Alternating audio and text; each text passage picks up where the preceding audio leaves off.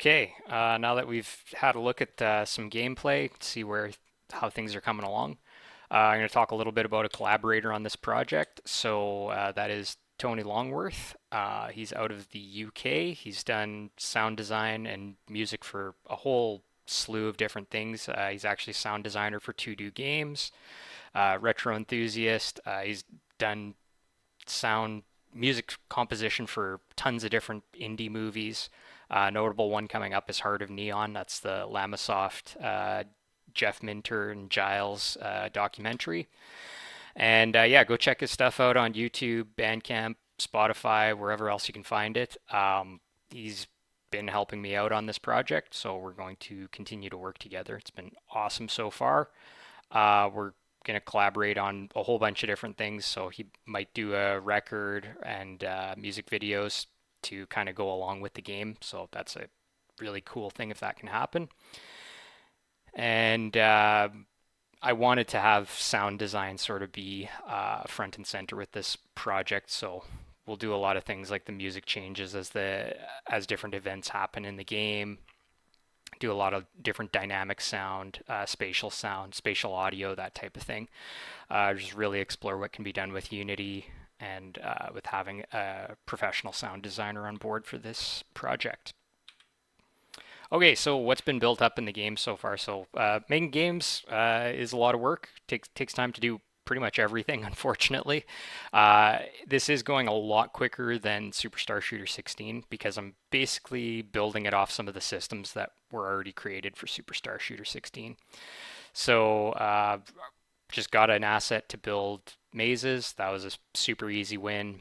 I've got some skyboxes. Those are kind of the background environment that you see, the stars in the sky and the galaxies and stuff like that.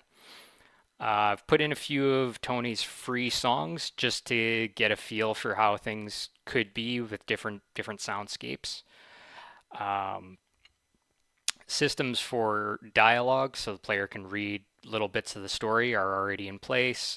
Maze entry points are set up, and maze exit points are set up. All of these are kind of generic systems, so the game's going to have three mazes. The first one's going to be the hardest to build. It'll be the most work, but then I'm basically just taking these systems and reusing them. Tons of controller support. I'm doing mouse and keyboard purely out of convenience. Lots of people like it. Xbox controllers is my personal favorite, I've always got that in there. Tony's using a PS4 controller, so I threw it in for him. That's not a super hard thing to do. Game works awesome with the Atari Modern controller, and it kind of works with the classic controller. It's not the best, but I want to include classic controller support just because. The menus are pretty much all done. There might be some more stuff to do with menus, but that's one of the beautiful things. Like I spent months and months on menus in Superstar Shooter 16, and menus came together for the course of a few weeks, like really, really rapidly. So that's nice for me because I don't really enjoy working on menus. So to just have it done quickly makes me happy. And there is a build up on or I've done some testing with the Atari VCS. I've shared that with Uncle Flip. So yeah, we know the game in its current state will run on the VCS, which is good. So a bit of a roadmap for going forward. We need more visual elements. The mazes are a little boring. I really want to spice things up a little bit, make it visually interesting. Mechanics are lacking a little bit, so the mazes right now, I would say, are a little too easy. So putting in some things like puzzles and items, something maybe things like, you collect a key card and you can use the key card to open a door, keep the player exploring and, really trying to figure things out would be good. Some traps as well too, some ways for the player to fail and yeah, have to redo the maze kind of thing. One of my goals is to do a timer and have a score table for the timer, so see who can kind of speed run things. So that's a bit of a leaderboard type of scenario. Okay, so as I mentioned earlier, Uncle Flip's helping a little bit with QA. There were two comments that he had. One was that the rotation for looking around was not fast enough. I agreed with this wholeheartedly, so I have sped that up.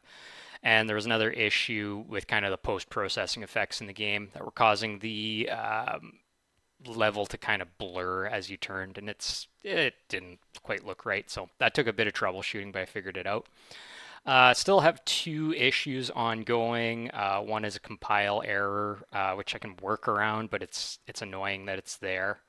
The other is the player sometimes spawns at the origin, and that causes a lot of problems. So I'm going to have to figure out the root cause of that and fix it. So yeah, community feedback. I've been getting some feedback from Uncle Flip already. Would like to roll out a demo at some point so we can get more people testing and trying things out, but I suspect that's going to take a little while. I'm thinking first quarter of 2024, I can release a demo that won't be overly simplistic. It'd be something I'd be comfortable showing to people. Um, I'm hoping to release the full game second or third quarter of 2024. This is a somewhat simple game, and I have a pretty good foundation to build off using code from Superstar Shooter 16.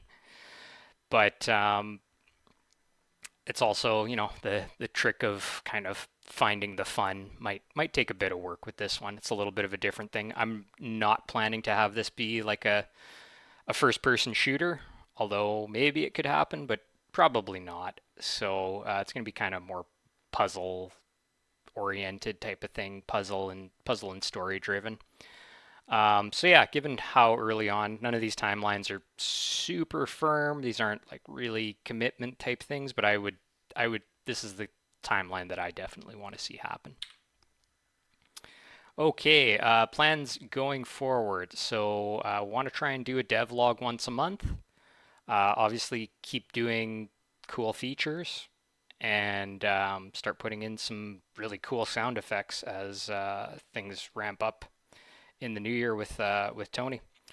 And I'll end things here. Looking forward to doing the next one and sharing more progress. Take care.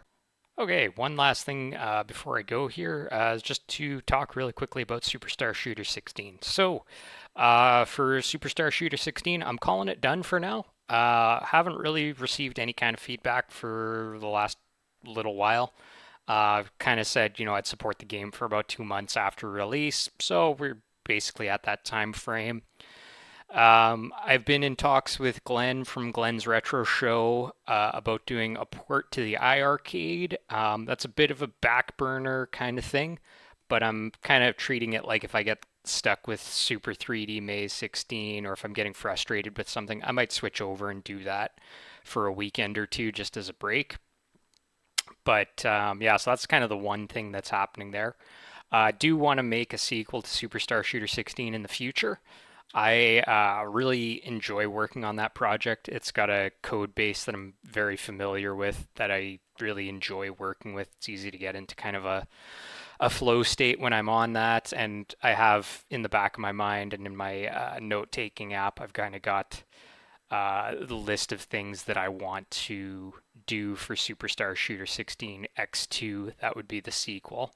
So, yeah, that might be something I explore after this, or I might do another little project. We'll see how things go. And with that, that's going to wrap it up for real this time. Take care, everybody. Thank you.